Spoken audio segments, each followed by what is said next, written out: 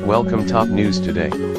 President Trump's spokeswoman said in September that it was a fireable offense for ESPN's Jemele Hill to call Trump a white supremacist.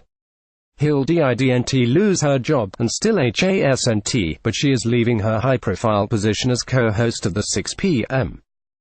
SportsCenter. Sports Illustrated's Richard Didnt reported on Friday that this is what Hill wanted, a new role at the undefeated, the ESPN website devoted to social issues in sports. Hill later said the same in a Twitter message. The switch will likely give Hill more freedom to express her views. It also gives her a smaller platform on which to do it. In a way, Trump is getting what he wanted, too, a critical voice off the flagship show of the worldwide leader in sports. Hill has long been one of ESPN's leading social commentators, but the elevation early last year of her and co-host Michael Smith to one of the network's premier time slots raised Hill's profile significantly. ESPN said that SC6, as it called Hill and Smith's show, would be different from any other SportsCenter produced since ESPN's first telecast of its signature news and information program in 1979.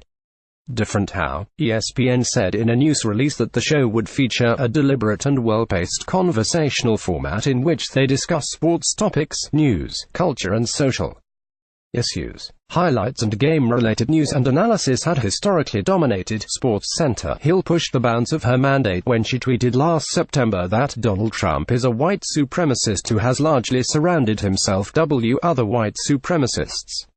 Even as White House Press Secretary Sarah Huckabee Sanders suggested that Hill ought to be fired, ESPN declined to even suspend her. Bob Iger, chief executive of Disney, ESPN's parent company, explained the decision when speaking at a conference in October. Jemele Hill is an ESPN employee, and she can't separate herself from that when she speaks publicly or when she uses Twitter to express her opinion, and so we do have policies against that.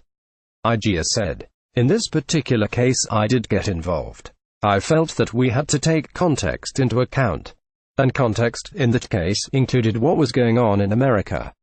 In August, Trump said many sides were to blame for violence at a Charlottesville rally, seeming to draw a moral equivalency between torch-wielding white supremacists who chanted, "Jews will not replace us," and a group of counter-protesters. Less than a week after Iger's remarks, ESPN suspended Hill for suggesting on Twitter that fans should boycott Dallas Cowboys advertisers if they object to team owner Jerry Jones' threat to bench any player who refuses to stand for the national anthem. Hill later told TMZ, "He'll never take back what I said."